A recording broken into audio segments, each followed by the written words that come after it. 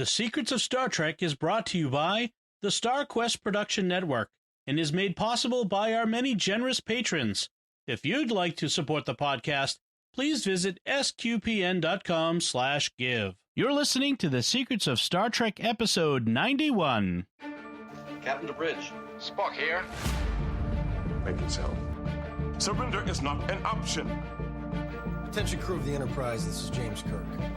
We are all explorers, driven to know what's over the horizon, what's beyond our own shores.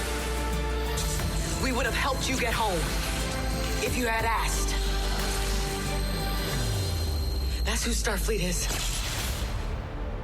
Hi, I'm Dom Bettinelli, and you're listening to The Secrets of Star Trek, where we discuss the hidden layers and deeper meanings found in all the Star Trek TV series, movies, and more. And today we're discussing the latest episode of Star Trek Picard called Nepenthe. And joining me today on the panel are Father Corey Stika. Hi, Father Corey. How's it going, Dom? Very well, thank you. And Jimmy Aiken. Hi, Jimmy. Jolan True, Dom. And Jolan True to you, Jimmy, as well. So, folks, if you are listening to this on the website or you've gotten this in an email from a friend, be sure to subscribe to the podcast in Apple Podcasts, Google Play, Stitcher, TuneIn, your favorite podcast app, or on the SQPN YouTube channel, where you should also hit the bell to get notifications. And I should point out that Google Play is at some point becoming YouTube Music or something like that, so that may change in the future. But I don't think Google knows what they're doing.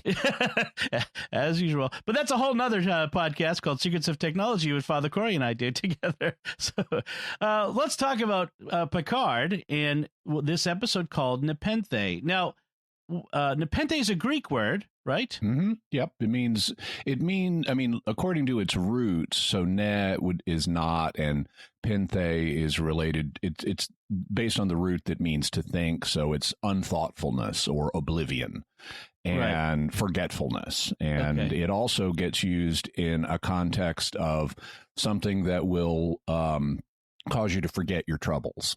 Like living in a beautiful dream world or beautiful paradise world. And I think that's the context for this, right? Right. If you want, because Riker and Troy have gone to this planet in part to forget their troubles, and Picard forgets his troubles a little bit by visiting them and things like that. If you want to see this noun in action out in the field, go look at Edgar Allan Poe's poem "The Raven," because the speaker in that poem is in search of a Nepenthe for the lost Lenore. Oh, right. Nevermore.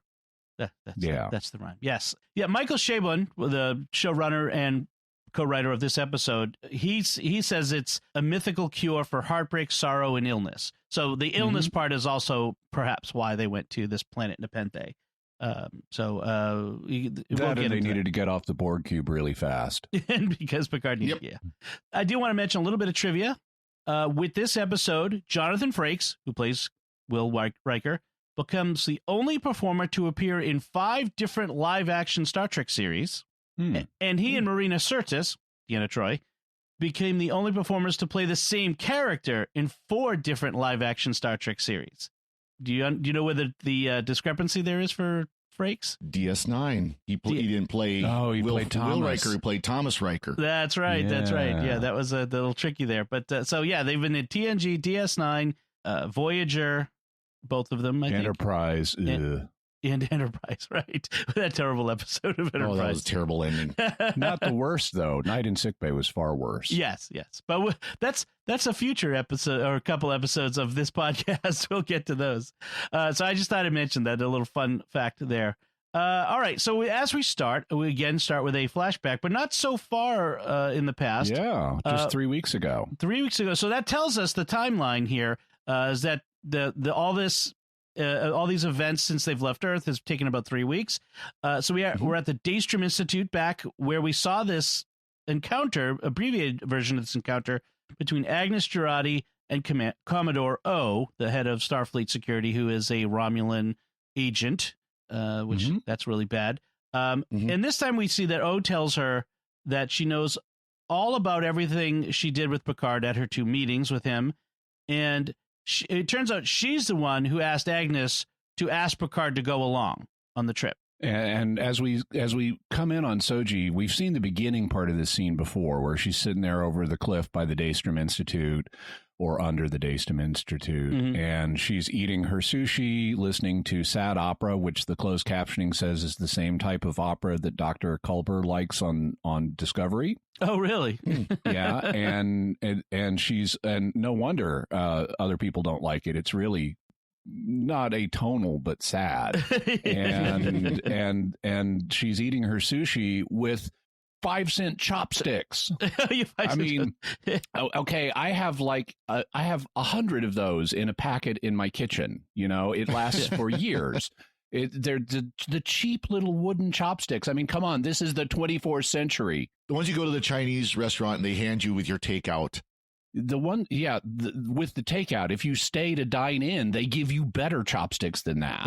Yeah, depends on how expensive the Chinese restaurant is. Yeah, but they're replicated, and they'll go back into the replicator to be, dismantled and recycled, right? Yeah, they could. If that's the case, the replicator could come up with better chopsticks. That's true. She's also got AirPods on, which or the 24th century version of AirPods that she's wearing. Then go ahead. I was going to say Commodore O then forces a mind meld on her to show her. Well, she's in the process of consenting when the mind meld is forced on her. It's a little bit abrupt. Yeah. Yeah, but she then uses the ancient technique of the Vulcan mind lie to get her on her side. Well, okay, so I have a couple things to say here. So she sees these visions of presumably what would happen if Picard succeeds in what he's doing, which is some kind of apocalypse that will destroy Earth. I'm not sure what it is that Commodore O is showing her, what Commodore O thinks is going to happen, some sort of simulation that she's run. I'm not sure what that is, but it's fairly convincing. Yeah, so it's apparently based on something in history. This is information that Commodore O apparently has about some past event that happened, because if they show us some of the same footage, there's an image of what looks like 9 Romulans in black robes arranged in a circle when stuff starts to go bad, and they show that in the Next Time video. So presumably that's going to be part of our flashback next time. Right. And then we also see an image of someone putting a gun to their head like that synth did on Mars, but it's not the synth on Mars. Right. So apparently the Zhat Vash believes that whenever you develop artificial life, this kind of apocalyptic scenario plays out. And I wonder if this event was the event that caused them to be formed. Yeah. Oh, okay. Right. A memory that has been passed on through the millennia, perhaps. Yeah, but this does show something we haven't seen much on Star Trek, which is the potential use of mind melds as a propaganda means. We've seen Spock very lightly do something similar in the original series, where he tricked a guard, got him to do what he wanted using a mind meld across a wall or on the other side of a wall. Yep. But this is much more, I'm pumping my ideology into your head to recruit you. So this also introduces another question for me. I don't think Romulans are capable of mind melds. I think that was established, wasn't it? I had the same question, because we know that Romulans are related to Vulcans biologically, but do they have the same mental capabilities? Well, so if you dig back to your Enterprise lore, not all Vulcans are melders. Right. And in fact, melding was discouraged in Vulcan society for a long time prior to the Surak Reformation that occurred just about the time of Enterprise. And so I assume Romulans and Vulcans are they can, of course, Klingons and humans can crossbreed too in the Star Trek universe, but I assume that Romulans and Vulcans are basically the same species, and so they should have the same potential. It's just a question of have they developed them. However, this is also consistent with Commodore O being a Vulcan, which would be the more plausible thing, because if you're head of Starfleet security, they are going to have vetted you 7 ways from Sunday. Right. Versus some lieutenant that just kind of shows up. Yeah. So that makes her, in fact, very interesting. Of what would make a Vulcan become a Romulan agent. So that's some interesting story there. I don't know that she is a Romulan agent per se. I think she's one of the cabal that crosses ideological boundaries with the Romulans in part of the Conclave of Eight, because we've had all these references to the Zhat Vash couldn't be operating on Earth, and Mars couldn't have been struck by Romulan help without some kind of Starfleet Federation involvement. So Section I think we've got 31. people Yeah. on both sides of the border. Yeah, it could be a Section 31 thing. That's interesting. So Commodore O, after causing Agnes to be sick to her stomach, which seems to be happening a lot in this episode. Interesting callback, yeah. Or call she's got a weak stomach, apparently. Yes. Well, then she gives her this here, eat this little blue pill to allow us to track you. I was waiting. She's like puts her mouth and like she just takes from her and throws it in her mouth. And I was waiting for Commodore O's to say, "It's not a pill. Don't swallow it. Carry it with you." Like she doesn't actually tell her to swallow it until she tells her that she's supposed to chew it. I didn't catch that. That's good. I also like that she chews it. So apparently this contains some kind of nano radiological stuff that's going to bond with her bones, her teeth. That I think it bonds elsewhere somewhere in our system. Well, I think it bonds somewhere else, but we're gonna get into that here at the end of the episode. Oh, okay. Based on I think what happens at the end of the episode is related to this, but we'll talk about when we get there. Yeah. Okay. But anyway, it's supposed to become biologically part of her and let them track her over hyperspace distances, which is surprising. Yes. So this then brings us back to the present, where La Sirena is stuck in the tractor beam at the artifact, the cube.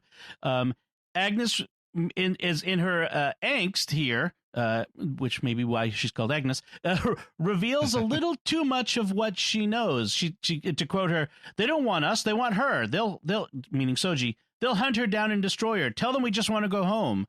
And both Rafi and Rios both kind of look at her like, how do you know that? And she's not a very good secret agent here, but she's kind of revealing herself a bit.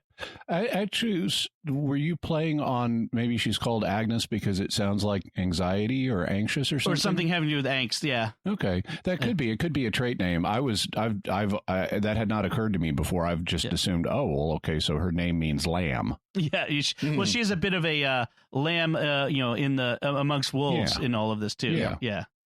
So then back on the Borg cube, Drusilla, as you call her, because I can never remember her name, so I'll just call her Drusilla too. I know. It's in my notes. Drusilla suddenly becomes active and decisive. Yeah, and in fact, she's not actually referenced by name at all in these, so it's hard to remember who she is. Anyway, she's killing XBs in order to compel Hugh to tell her where Picard and Soji went, because she doesn't know about the space projector thingy that they used to travel to Nepenthe thousands of light years away. And this is a new mode for her, because all she's done thus far is traipse around being sinister and seductive and threatening, but hasn't actually done anything. And now she's doing stuff. Now she has a job. Way, the reason I call her Drusilla is, for people who may not be aware or recall, is because Drusilla was the Emperor Caligula's favorite sister that he did things with. Yeah. Yuck. So then they eventually let La Sirena go from the tractor beam, so that Narek, they were just giving Narek time to get into his Romulan shuttle so he could follow them, and so they let it go. It's sort of like the Millennium Falcon and the Death Star. It's totally like the Millennium Falcon. I have in my notes, Raffi, that was too easy. They're tracking us. Yeah, exactly. It's interesting how they do it, because when they shut off the tractor beam, I mean, they don't do what. When I first saw this, I thought for a second, they did what Agnes said. They told them, we're not who these aren't the droids you're looking for. Right. we were just the messengers. We just delivered Picard, and we don't know where he is now, so leave us alone. Yeah. Although that would be implausible, because they'd want to haul them over and interrogate them for a while. But Captain Rios assumes Raffi hacked the system, which she says is in freaky Borg machine code. And then she says, I didn't do it, but they don't have time to debate it, so they run. Yeah, so they should be suspicious that they're being followed. And so and Rios even is aware of that. He says, first they got to catch me. Right. Oh, by the way, in this sequence, we get confirmation that Father and I were correct that those ear things that Derek and Drusilla are wearing are comm communicators. dots. Yep. So meanwhile, Elnor had stayed behind to protect the XBs, and in fact, he comes in and helps Hugh escape from Drusilla and the other Tal Shiar. And before we get to, I'm sorry, I misspoke. At this point, Rios communicates with Elnor, who says, I'm staying behind to protect the XBs. Right. And this is when Rios says to him, everybody here thinks you're crazy. And then Agnes chimes in, and brave. Yeah. I thought that was good. You guys see a look on his face. He's like, yeah, I do actually kind of agree with that. Yeah. You're crazy, but you are brave, yes. Yeah. Those are not exclusive.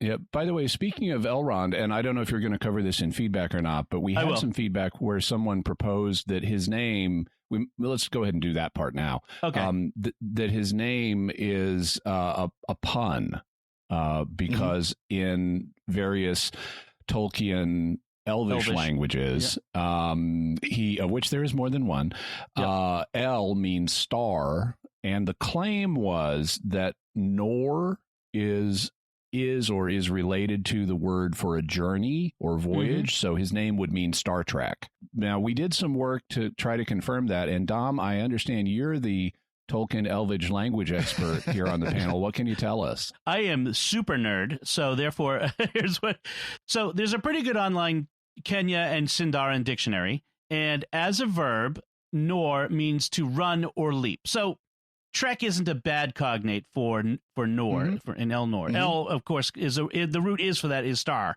But a better one would be Lend or Len, which means journey, or Rain, which means erratic wandering, which I think would be even better. So a better Elvish name that means Star Trekker, because that's what these claims were, was that Elnor means Star Trek. Star Trekker would be Elend, but that sounds too much like Ellen, so that would be a little weird. Or Elrain, but they chose Elnor. My guess is this stuff has to be run up the line through executives who sign off on names and things like that, and so it got committeed, and they decided on Elnor. But it does sound very Tolkien elf-like. Yeah. And they did something similar back in the first season of Discovery, where they were trying to hide the fact that Ash Tyler is really the Klingon guy, the albino. And so they credited the actor who was playing the albino as something in Persian that also it either, I forget, I believe it meant live long and prosper. Right. Yes. Right, exactly. Yeah. Voch. There was a nice secret, and they did a good job of keeping that secret. So. It's fun. I like the fact that it crossed I love to cross over fandom lines for my nerdiness. So that was a lot of fun to get that email. Well, you just wonder who on the production crew was the one like, hey, I'm a Tolkien geek, and that's got to be Shavon. I'm sure he's a Tolkien geek. But thank you, Casey Taylor, who emailed that into us. We appreciate that. It was a lot of fun. Yeah. So Nepenthe, Picard, and Soji beam in from the cube, and they meet Kestra, who turns out to be Riker and Troy's daughter, who calls herself the Wild Girl of the Woods. I enjoyed that. She reminded me a lot of my daughters. And she's dressed up in a costume, and she references her brother. Well, I like the line where she shows up with the bow and arrow, and she's pointing it at Picard. He goes, yes. You might want to aim for my head because my heart's pure titanium. Otherwise, the arrow won't do any good. Yeah, that references back because Picard has that artificial heart. So Kestra is named after, in case you don't remember, Deanna Troy's older sister, Kestra, who died. And there was a whole episode as a child. As a child, yes. There was a whole episode of TNG where she remembers that because she'd been made to forget. And then that was the episode Dark Page. And then she has a brother who is now deceased. We'll get to that. His name is Thaddeus, or Thad. He's named after Riker's ancestor, Thaddeus Riker, who was mentioned in the Voyager episode Death Wish. So that's the one where Riker showed who was saved by Q during the Civil War. Yes. By the way, so now that we're talking about names I can understand naming someone after a famous ancestor. That works for me. Yeah. But naming someone after your dead sister who died tragically young, on the one hand, I understand that from the point of view of the parent, because you want to remember the sister. But from the point of view of the kid, I'm not sure I'm on board with that. I would feel a little bit, if I was a kid and I was named after someone who died tragically young, I would think like, you're somehow trying to relive that person through me. Maybe. I know people who have been named after in this exact, I guess, the same circumstance. Yeah. Well, I mean, I guess the question would be, how would that be any different than naming your child for your dad? You know, for example, my middle name is Dennis, and my grandfather's name, my dad's name, who I never met, he died before I was born, was Dennis. So I was in a way named for my grandfather that I never met. I mean, how is that any different? It's different because presumably, I tell me if I'm wrong, but your grandfather lived a full life and didn't die under tragic circumstances, tragically young as a child. Well, depends on how you define. Well, not as a child. No, obviously not. But yeah, and that's sort of the thing that it would be like if you have one child and that child dies, and then you have another child and you give him the name of the one that died. That would seem to me to be weirder. Kind of. Yeah, that would be. This is weird. I same. agree with the beat. This is the same thing, but it's a sister that died as a child. I think it's less weird if it's a sister who died than because to be honest, I know people who have had siblings who have died young, before adulthood, before the age of majority, and many years or decades later they had a child and wanted to honor that sibling by naming their own child after them. So it could be weird. I don't think it's necessarily, but I get it. I'm not. It is definitely less creepy. Yeah, but I'm just saying, if I was that child, I would have questions about it at some point in my life. I wouldn't be entirely comfortable with it. Okay. Yeah. Especially since her brother also died young. That's going to be, that's going to affect them. So meanwhile, Picard awkwardly reveals that Soji is an android and that the only real thing from her memories was Dodge, which, that doesn't go over well with her. Yeah. That was very awkward on Picard's part. It's like, why did he tell the girl this? Yeah. It's just like, of course, this is the point there. I found Kestra a bit annoying, and this is where it started. Because all of a sudden she was like, oh, Data's great. Data's wonderful. Data. It's like, no, we don't need that. Well, yeah. I like that Soji does not trust Picard. She thinks this is more of the mind game she was still in, and even says, get on with the mind game. So she has dissociation problems. Great. Right. Well, yeah, you can imagine she's just had everything in her life upended. Everything she thought was real wasn't. And now she's going to have trust issues. And then we have this really nice scene of this beautiful log cabin that they live in here. I mean, I would love to live in this place. It looks amazing. And this is not the Abraham Lincoln one room log cabin. This is the log mansion. Yes, this place is as nice, or if not nicer, than most of our houses. So I mean, nicer. It's much nicer than my house. My house could probably fit in the living room. So and then we have Troy and Riker. This a wonderful, touching reunion. I'm so happy to have Troy and Riker here. Apparently, when they started the show, they were not going to have any of the TNG cast show up. This was supposed to be something new. This was not a return to TNG. This was the original vision. And then they brought Data in because of the connection with Soji and Dodge in the dream sequence. And then apparently, like halfway through filming this season, which we're just at halfway here, just past halfway. This is the 7th of 10 episodes. This is when they decided to have this episode with Troy and Riker, which I thought was fascinating to hear. And I wonder, of course, Riker produced a number of episodes, or directed a number of episodes. He directed a couple. And I wonder if that was part of the kind of the conversation as for him doing it. It was, he came in and directed them, and after he had directed one or both of them, they said, we want you on as an actor too. Right. Yep. Right. And he in that Ready Room, which is the YouTube behind the scenes After video show. they do. Yeah, they Will Wheaton interviewed Jonathan Frakes and Brent Spiner, and Frakes was saying that and how nervous he was to do this, to go in front of the camera, because he hadn't done that in a long time. given, you got Patrick Stewart, you got Marina Sirtis, who apparently has been doing a lot of acting lately on stage in the West End of London. It's their Broadway. He felt a little nervous doing this, but I thought it was great. I like that when Troy and Picard meet, she senses his disease. She has that. I think that's what that was. She kind of senses, and he kind of says it's under control. Or at least she senses his feelings about it.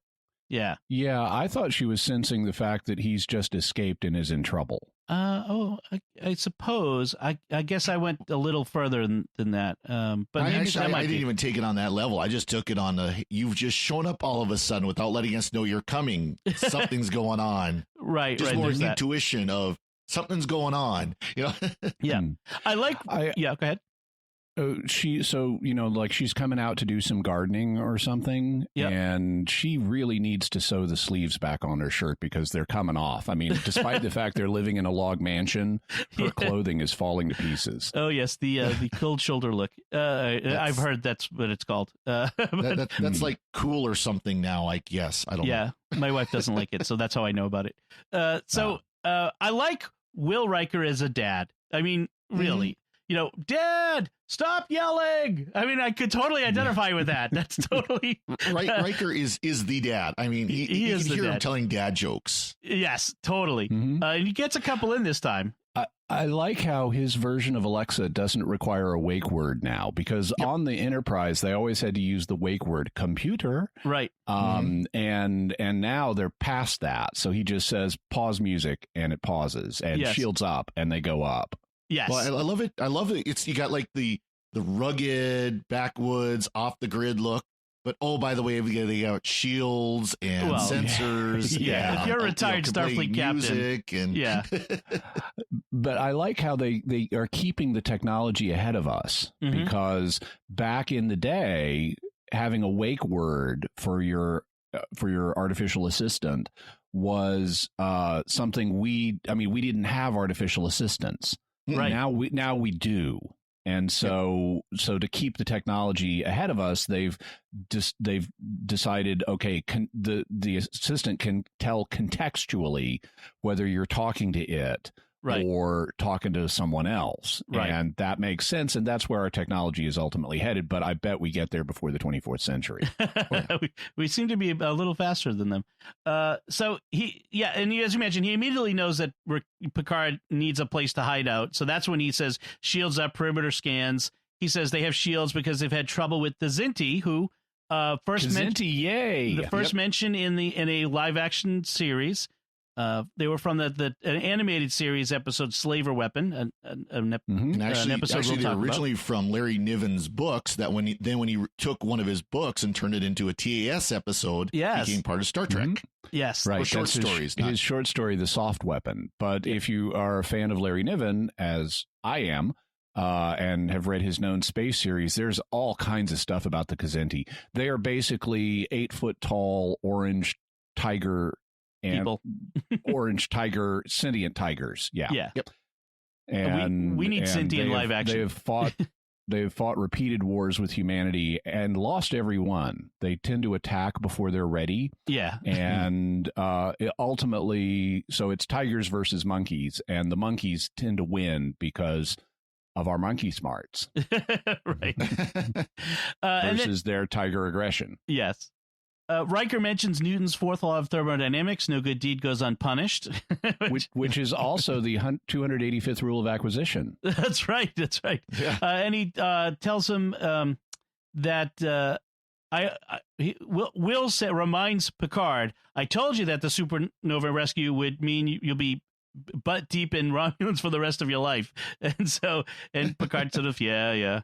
And then we find out from Riker and is talking with his daughter Kestra that apparently they have killer bunny rabbits on Nepenthe. Which they call bunny corns. Bunny rabbits with venom sacs. Yes, and horns. They do have venom sacs and horns, so they're called bunny corns. Bunny corns. This is the first. So apparently she was out there hunting bunny corns for their pizza because she brings in a skinned bunny corn that she has just hunted. Mm-hmm. Yes. And I was like, okay, yeah, I like this positive pro hunting, depiction here on Star Trek. Finally, the hunters are getting some representation. Well, it's interesting because there's all the food is going to be locally grown, which is something that for the 24th century is completely foreign, as the conversation a little bit kind of goes into. Yeah. Although not completely, given that we've seen, Bruce colonies Maddox like to cook. Yeah, and even things like in the original series, how they had that the Trouble with Tribbles was all about grain that was wheat that was being grown. And Riker himself, I mentioned this before, but Riker himself in TNG, there was one episode where he cooked eggs or something like alien eggs or something like that. And Cisco's dad runs a restaurant, so there's a lot of cooking still. But yeah, most people generally are replicating their meals. So also in the original series, there's this side of paradise, which is the one where Spock falls in love. And that's a farming colony. Right. And one of the things they notice when they get there, they're talking to the leader of the farming colony, and it's like, there are no animals here. This is so suspicious. Why are there no farm animals? We're vegetarians. The problem solved. Yep. So Kestra then quizzes Soji about being a human-looking android, and helps Soji finally start to come to grips with not being human. So there's this, because as a child does, especially a child who doesn't have other children around, apparently she's a bit blunt about things, and so she talks about mucus and saliva and other aspects, and that's so Data that she talks about, and is enthusiastic about it, which I think kind of helps Soji. Like I said, come to grips with what's going on with her. This isn't all bad, horrific, having your identity ripped out from under you if they think you're cool. Right. Now we find out that turns out that Thaddeus Riker, Troy Riker, thank you. They hyphenate. He died from a disease. He would have been 18 years old at this point, and Troy tells Picard, you can stay as long as you like, but I'm worried for Kestra's safety. And she says, I'm not as brave as I used to be, Jean-Luc. And he says, then you're getting wiser. And it's an interesting. They've evolved as people. They've changed. They're still the same people, but they're changing. And I think that's a refreshing way that they've taken these characters forward in time. Based on their experiences. Yeah, this is their Wrath of Khan moment where they're no longer pretending the cast is young. Right. Back on La Serena, Rafi has noticed that the closer they get to Soji, the less that Agnes wants to be there. She's like sort of afraid of getting close to them. Yeah, Agnes has had, it's understandable because she had really abbreviated secret agent trader training. But she is bad at being a secret agent trainer. Because she's like suddenly wanting to abort their mission. She's like, do you guys even want to go to Nepenthe? And it's like, that's what we're hired to do. Yeah. Yes. And it's like, I want you to point this ship at Earth and press play, which is a great line. Yes. and then wow, has Rafi really leaned back into her old lifestyle, because suddenly she's like coming across as a drug dealer, and when she realizes Agnes is freaking out, she like puts her arm around her and starts walking her off the bridge, and it's like, Auntie Rafi will hook you up with whatever you need. Well, and Agnes becomes a child and says, "Is it cake? You bet it's cake." Yeah. Well, I love the line by Agnes where she's like, I want to be the fun crew member who says, hey, let's go check out that comet. And it turns out it's a Gormander, Gormander, the space whale from Discovery. Yeah. And it's just like, well, okay, that was. Yeah, but it's a bank shot. Tantrum. It's a bank shot because it's also a crypto allusion to Empire Strikes Back, where they go into an asteroid and it turns out it's a giant space worm snake thing. That's right. Oh, yeah. And she, and Rafi kind of like she's like Agnes maybe some snake leaf or some whiskey, and Agnes is like, can I have cake? Like, okay, Sure. I mean, it really leans into Agnes being this babe in the woods, this innocent who should not be there. Naive. Yeah. Which I guess then makes Rafi's new haircut even more appropriate, because I have in my notes, Rafi has new Raggedy Ann haircut, Right. which I like. Yep. It's a cool hair. It's a cool look for her. So Soji, meanwhile, learns that Kestra and Thad, they've had these made up languages. They've created these imaginary worlds, and she learns the language in 5 minutes. Basically, now that she's activated, she looks at the outdoor pizza oven, which I have to say I really love that pizza oven. I want one for myself. Awesome. But when she looks at the pizza oven where Riker is making the pizza, she does the Data head tilt, which comes back later. Yep. She does a very good job of that. The actress does. Supposedly we missed that a couple episodes ago. There was one time where she did it, and someone called us out on it. It's like, yeah, I think we might have. I suppose we did miss that. Yeah. So Riker, of course, figures everything out without having to be told. He says it's that he knows what's going on based on the facts that he's aware of. Well, Troy also mentioned that she saw her emotional response, Soji's emotional response, and she looks human and acts human, but gets no sense out of her whatsoever. She's a blank slate. Yes. Yep. And that is interesting, because back in Next Gen, when Data did make a daughter, Lal, Mm-hmm. Lal evolved to the point that she started feeling emotions. And she was in a conversation with Troy when she started to feel emotions. And it was this uncontrollable, unexpected thing that was the first sign of a cascade failure in her positronic matrix. So she then rapidly went to dying. But she starts to feel them in this conversation with Troy, and Troy reacts to that.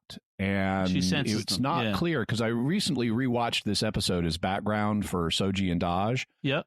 And it's not, they don't make it explicit. Can Troy feel Lal's emotions or not?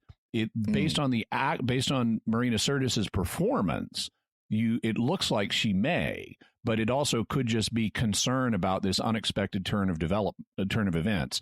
And so this would seem to indicate that even when you have an android feeling emotions, it doesn't represent in a way that Troy can pick up on. Yeah. There's nothing telekinetic about the emotions. They're just a part of the programming, basically. Nothing telepathic. Yeah. Telepathic, excuse me. Thank you. Yeah.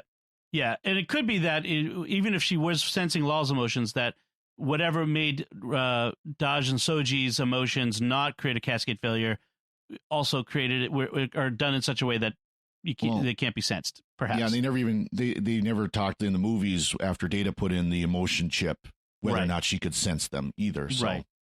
Mm-hmm.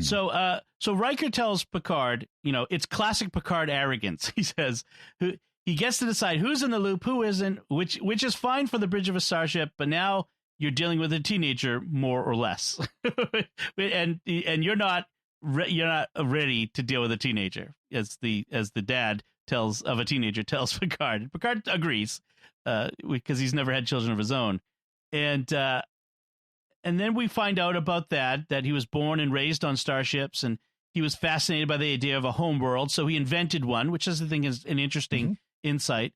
And Troy says he died of mendaxic neurosclerosis, which has a cure, but it has to be cultured in an active positronic matrix. But because of the ban on synths, no one could develop new ones, and so this was the worst thing about this episode. Okay. Everything else was fine. This is the stupid thing, because the chance that Riker and Troy's son would die from a disease that could be cured if only there was one synth in existence, and we can't in any other way, using any other form of technology, produce the cure. It has to be the brain of a Sung-type android. And so the synth ban is what killed their son. That is so on the nose and improbable. So Star Trek. They do this it's so Star Trek. They do it all the time in Star Trek. Yep. Well, it is the stupidest thing about this episode. On the other hand, I like the wild girl of the woods business and the mind witches of the southern ice on his imaginary homeworld. All that's cool, but the way he died is just stupid. Yeah.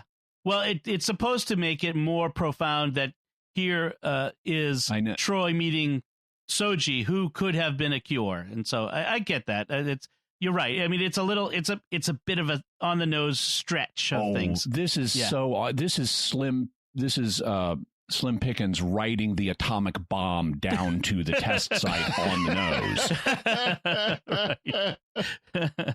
Right. You're right. It's a little much, but it's classic. I mean, they do this in Star Trek all the time, where like just so happens that the one thing the linchpin is this one coincidental thing. It's the weakest part of Star Trek in that sense when they do that. So Soji tells her, I don't believe in anything now, and the more caring you are toward me, the less I trust you, which is, again, the trust issues what Narak has done to her. And Picard says something insensitive to Soji. He comes up and says something to her. She socks him in the shoulder, not enough to break him, being an elderly man, but just which enough. He notes she could do. Yes. Easily, yeah. And Troy tells Picard you had it coming. I like how she says a ship's counselor is not supposed to say this, but you had it coming. That's right. And Picard's never been a parent, so he's treating Soji like he would an officer under his command instead of a child that you have to be sort of a parent to. So it's interesting how he's learning on the job. Back on the cube, Hugh and Elnor, who have escaped from Drusilla, Elnor shows up and slices up a bunch of Tel Shiar. They're heading to the Queen cell when they're intercepted by Drusilla, and Elnor kills everyone but her, and she then kills Hugh and beams out before Elnor can return the favor to her. And she reveals that she's Zhat Vasht, and at one point she says, as they're about to go at each other with weapons, she says, this is not the way that Koat Malat fight Zhat Vasht. And so they holster their weapons and fist fight for a little bit. I always hate that. Like, I prefer the Raiders of the Lost Ark Indiana Jones wing where exactly. The bravado moment is bang, I've got the better weapon, you're dead. Yeah.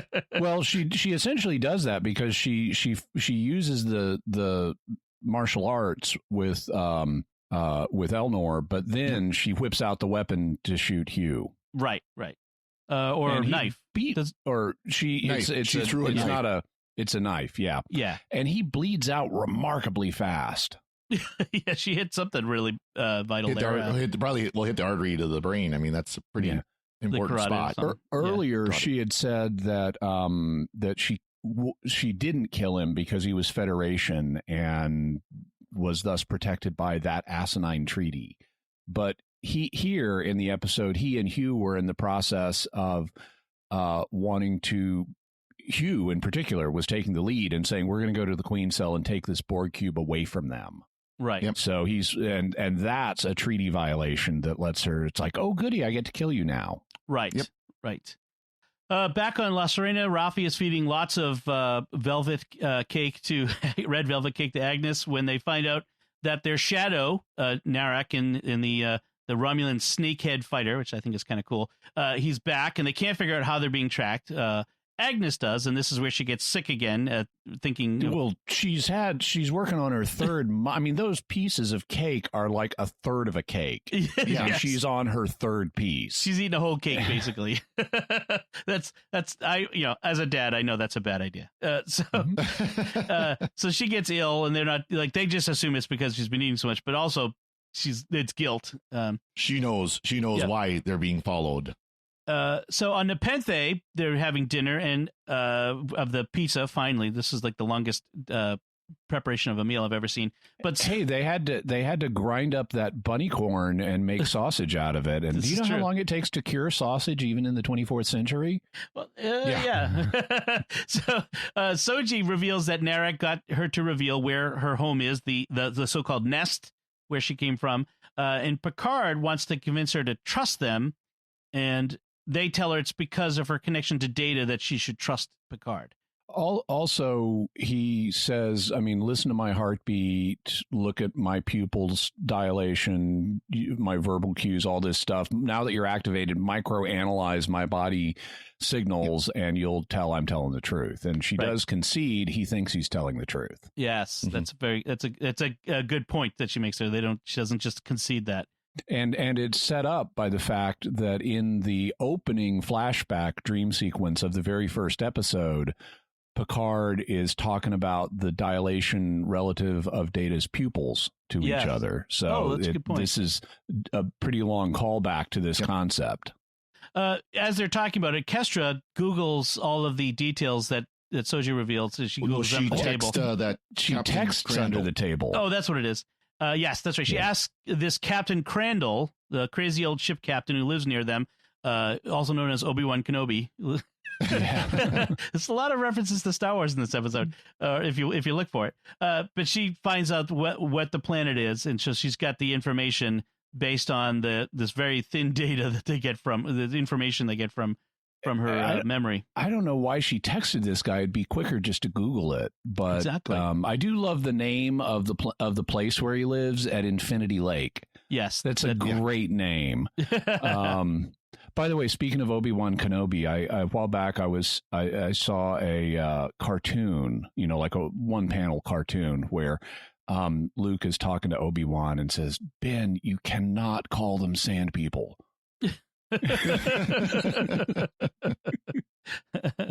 So let's see. Rios confides to Agnes that he thinks that the reason why the Romulan's able to follow them is because Raffi betrayed them on Free Cloud, and that's why Narek has got this ability. Yeah, and I thought, watching that scene, I thought he's doing a mind game on Agnes. He really is suspecting Agnes because she's the one who's been acting all suspicious. Right. And I thought this was a ruse to draw it out of her. But no, he apparently really suspects Raffi. Yeah. Yes. Well, and it kind of makes sense. I mean, because Raffi's the one that left on Free Cloud. I'm done with you all. And all of a sudden she shows back up. Right. And rejoins them. And didn't explain what she was doing on Free Cloud or anything like that. So, I mean, it actually kind of makes sense. Although she does tell him that she told him in that moment that it was about her son, but he's still suspicious because it can't be Agnes because she's a babe in the woods. She's an innocent. She's innocent, yeah. Well, yeah. I guess we have complex things here because he's known Raffi for a long time and they've been friends, but then he's also sleeping with Agnes, so that could be affecting his judgment too. By the way, I like that, just call back this for a second to Captain Crandall, that his ship is called the Inside Straight, which is another poker reference. So that's a good thing.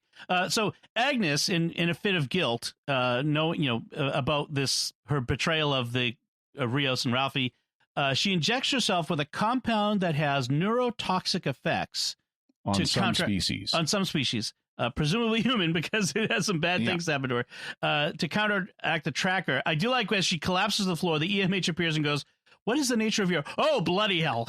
That's nice. That's nice. See, this is a point where I was talking about earlier, where it's, it looks like she's trying to basically commit suicide to end the trackers, but I think she realized that the trackers, instead of going into her bones, they went into her brain, the brain stem or something like that. Yeah, went into the spinal cord, and she knew that this chemical could be stopped. So it wouldn't kill her, but it would kill the trackers. Right, or mask them in some way. Yeah, the chemical. Well, I think it was to destroy them, is what it was. Mm-hmm.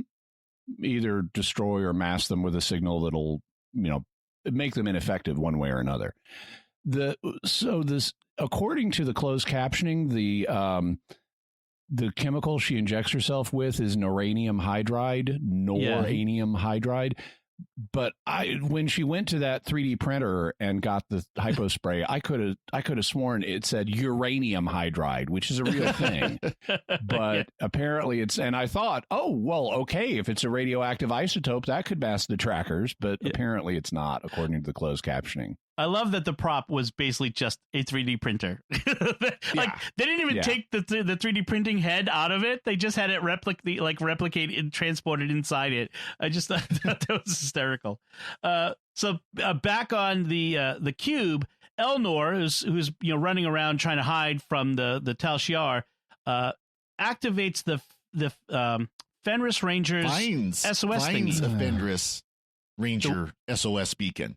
Is that what it was? He finds it just hanging there? It was hanging on that console. Yeah, so Hugh has told him you're going to need an XB to do the thing in the Queen's cell, right? And to take the cube away from them. So even though Hugh is dead, Elnor is still on this mission to take the cube away from the Romulans. He goes into the Queen's chamber, and on the table thing, he finds the calling card that 7 of 9 gave Picard. This is another weak point in the writing. We had no clue, and Picard had. They did nothing to set up the idea that this card should be there. Was he? I don't think he was in the Queen's chamber, because when they pulled he was back just off in, on like, the in shot, a platform somewhere. Yeah, he's on this platform overlooking this huge thing, so it makes it even less sensible. It would make even less sense. I assumed he was in the Queen's chamber, and Picard had left it there for him to get off or get help. Yeah, to get off the cube, but apparently not. So this makes even less sense. Right. It's very strange. What I like here, and I think this is based on the coming attractions trailer I saw. What I like here is Elnor is both an extremely capable warrior, but he's also very young, and it's easy to forget. But he's scared. He's a scared kid who's also really good at what he does, and you kind of see it here. He's collapses and he's scared, and he grabs onto this SOS thing. Which of course means Fenris Rangers. Here comes 7 of 9 to the rescue. Yep. So that'll be next episode. Then we go back to Nepenthe, where apparently Picard has heard finally from Rios. He tells Riker that this new crew is decidedly motley, which I like, and they seem to be carrying more baggage than all of you, meaning the Enterprise crew, ever did, which is fun. Then thanks Riker for not trying to talk him out of all of this. And Riker says he knows better because that was always a losing proposition, which is very true. Now the one question I have about the crew, though, his new crew, why didn't he mention Raffi to Riker? You would assume that Riker would know Raffi, or at least know who Raffi was. Perhaps. Why didn't he mention her that, and one of our crew members is Raffi? It might, or even Rios. You might know Rios from Starfleet. I think he's probably feeling guilty given Raffi's feelings toward him, but it's possible. One of the things I really like, I mentioned this before, is that Picard, and it comes out because Riker and Troy are there. I noticed that Picard is not the same guy he was on the bridge of the Enterprise. He's not as self-assured and strong and decisive and all of those other things that Captain Picard was. Picard is, has gone through so much. He's not quite the same decisive commander that he was. And I like this evolution of Picard that we see he's become. And even when we see the flashbacks within this series, when he's still in uniform, he's more erect and carries himself a little with more confidence. And now he's more stoop-shouldered and less confident in many circumstances. So I really like the acting that Patrick Stewart is doing here with Picard and the way he's playing him.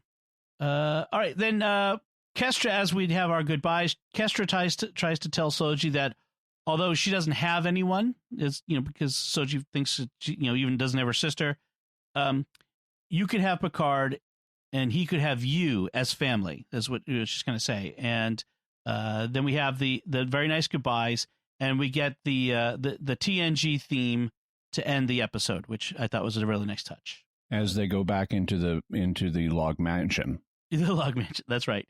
And we get our last views, perhaps ever, of Riker and Troy, which so very nice. Although the adventures of Kestra Troy Riker might be a fun future thing in series. But then they can easily be back in another. I mean, there's supposed to be 2 more seasons of this. So yeah. So any final thoughts on this episode before we get to our listener feedback? When Troy basically tells Picard is you had that coming, Riker calls her Imzadi.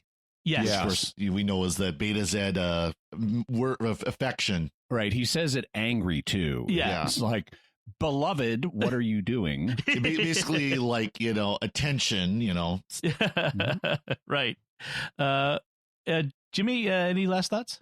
So we learn a Romulan cuss word when Derek loses the signal because of the neuranium hydride. He says, Kaz. Kaz, yes. So that's bad, apparently. That'll come in handy. Also, if you look at the background on planet Nepenthe, there are these mountains that are in bizarre, impossible shapes. There's like a band that it's like you see spiky mountains in a lot of sci-fi art that are just like spikes going up, but these are like bent over to form an arch that's impossible. Well, they're like natural bridges, but only like supersized. And we have natural bridges on Earth that might be, 30, 40 feet tall. Well, these are like supersized versions of that. And they're not constructed in a way that looks like natural weathering could have produced them. They look like they're artificial. Aren't the arches at Arches National Park as big? Maybe. I don't know the scale. I couldn't tell. I don't think they're not quite mountainous big. I've never been to Arches, but from the pictures I've seen, they're not quite mountainous big like these are. Okay. Interesting. Also, and I like the attempt to depict something we don't have in the same way here on Earth, but I thought it strained believability a little bit. Yeah. Also straining believability is Kestra says her compass doesn't work, and she gives it to Soji at the end of the episode, and I assume Soji just pitches it in a trash can as soon as she's back on the ship. But because what's it going to do for her? Right. She's probably, she's better than an iPhone, and those have compasses built in. So yeah. But if the compass doesn't work, why does the needle spin back and forth? It bobs, and that'll only happen in a magnetic field. With a magnet, it wouldn't slide back and forth if it wasn't working. Well, maybe the planet has a magnetic field; it just doesn't align north and south, like ours does. But still, it would just. Well, I think Kestra doesn't know how to use a compass. That might be true. That's more likely. I like when Riker, when he starts burning the pizza, he yells "Red Alert!" and runs over to the pizza, and it's just a burnt tomato. But I like that. Those tomatoes look really good. And I want to try some Antarian basil. That sounds really good. So, could you tell I like pizza? That's not surprising. All right, let's talk about some feedback we've gotten from listeners on our last episode, which was the Impossible Box. Ronnie Lunn writes on Facebook, Dom, thank you so much for addressing the amazing message conveyed by the rehabilitation of the XBs.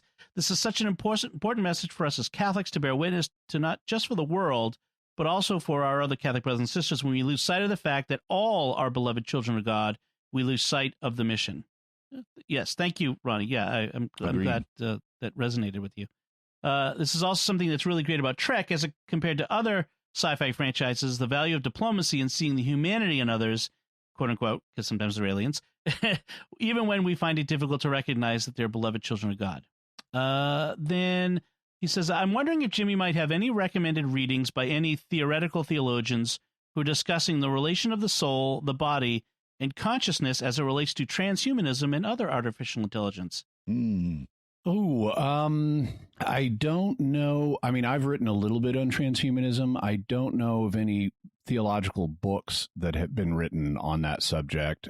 We did do an episode of Mysterious World on transhumanism. Yep. And if you Google Jimmy Akin transhumanism, an article I wrote on it should also come up. But there's not a lot of work that's been done on this, other than, some of the obvious points that you cannot turn yourself into a robot. You would just kill yourself leaving a robot duplicate. Yeah. I'll put a link to the Jimmy Akin's Mysterious World episode where we talked about transhumanism. Yeah, I hate to say it. I think this is something that a lot of theologians, it's not even on their radar. They're not even aware of it. So there is a little bit that, like, in the Congregation for the Doctrine of the Faith has alluded to transhumanism in some of its documents, but there isn't a detailed exploration yet. And since the soul and the body are incommensurate, if you monkey with your body, it's not going to affect the soul, really. I think one thing realized, too, is a lot of times theologians, they work reactive, not proactive. Right. So right. we're not quite to that point yet where these issues are actual practical issues that we deal with on a day-to-day basis. There's just still transhumanism by and large is still theoretical. So yeah, it's coming. But yeah, it's still. Oh, yes. And then Kevin Greenlee writes on Facebook, I think Jimmy missed something. I don't believe you, Jimmy, but yeah, Kevin, but we'll see. Maybe the commercials cut out late. He says Rafi was waving off everyone for no reason. That he said that you said Rafi was waving everyone off in the Impossible Box for no reason. But right before that, Picard had started clapping like she'd done something awesome, even though she'd burned her bridges with her Starfleet friend. So there was that scene where Rafi managed to get the diplomatic credentials for Picard. I believe we're talking about different moments in the episode. Right. Because he does applaud and she storms off, but that's a different moment than where we come back from what would be a commercial break if this were on television. And she's like, leave me alone, back off, everybody. And we haven't seen them crowding her or pressing upon her in any notable way. We come in on the middle of that. Right. I thought that was the same scene. Maybe not. Maybe other ends of the same scene. All right. So thank you both for the feedback. We really appreciate it. And before that, Casey Taylor on Elnor's Elvish name. That was very good. So before we finish things up here, I do want to take a moment to thank our patrons who make it possible for us to create the Secrets of Star Trek, including this time JP, Andrea M, Peter E, John C, and William R. Not William Riker, but another William R.